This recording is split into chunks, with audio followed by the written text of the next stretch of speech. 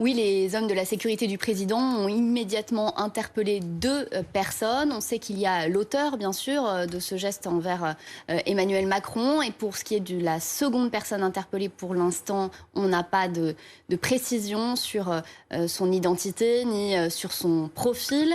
Ce qu'on peut dire, c'est que ces deux personnes, elles ont été placées en garde à vue pour violence sur personne dépositaire de l'autorité publique, des faits qui sont passibles de 3 ans de prison, 45 000 € d'amende. Et si on remonte un peu dans le passé, les précédents en matière d'agression de chefs de l'État, c'était en 2011 notamment. On pense à Nicolas Sarkozy qui déambulait de la même manière dans les rues de Brax à l'époque pour un déplacement et qui avait été très violemment attrapé par le col. L'individu interpellé suite à ces faits avait été condamné à 6 mois de prison avec sursis, 3 ans de mise à l'épreuve, une obligation de soins en milieu hospitalier et un stage de citoyenneté.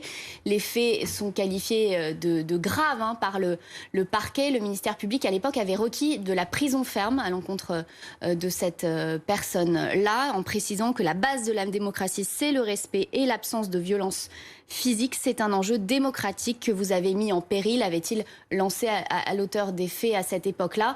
Ce sont des faits qui sont susceptibles d'être jugés en comparution immédiate, donc ça peut aller assez rapidement puisque ce sont des faits assez simples. C'est à la police et ensuite à la justice de mener l'enquête et de mener à terme la procédure.